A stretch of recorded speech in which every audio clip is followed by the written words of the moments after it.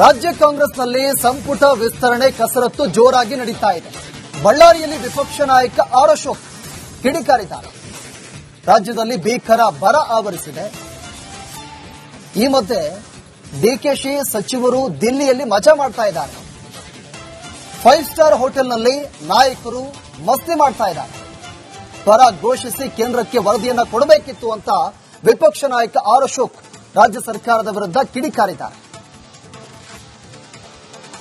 ಒಂದ್ ಕಡೆ ಇಲ್ಲಿರುವಂತ ಎಲ್ಲಾ ಶಾಸಕರು ಡೆಲ್ಲಿಗೆ 5 ಸ್ಟಾರ್ ಹೋಟ್ಲಿಗೆ ಶಿಫ್ಟ್ ಆಗಿದ್ದಾರೆ.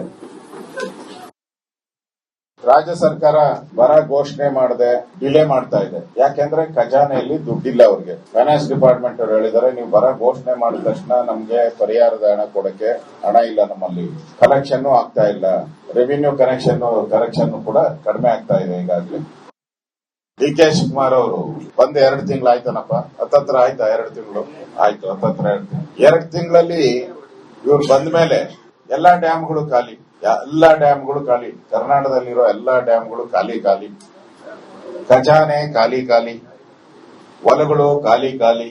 ಇವ್ರು ಮಾತ್ರ ಡೆಲ್ಲಿಯಲ್ಲಿ ಜಾಲಿ, ಇಲ್ಲಿ ಖಾಲಿ, ಅಲ್ಲಿ ಡೆಲ್ಲಿ ಜಾಲಿ. ನಿಮ್ಮ ಎಲ್ಲ MLAಗಳು ನನಗೆ ಮಾಧ್ಯಮದವರೇ ಹೇಳಿದ್ದು, ಪಾಪ ಯಾರೋ ಮಾಧ್ಯಮದವರು ಹೇಳಿದ್ರು, 4 ಜನ ಅಲ್ಲಿದ್ದಾರಂತೆ, 4 ಜನ ಇಲ್ಲಿನ MLAಗಳು ಅಲ್ಲೇ ಇದ್ದಾರಂತೆ, ಡೆಲ್ಲಿಯಲ್ಲಿ ಇದ್ದಾರೆ.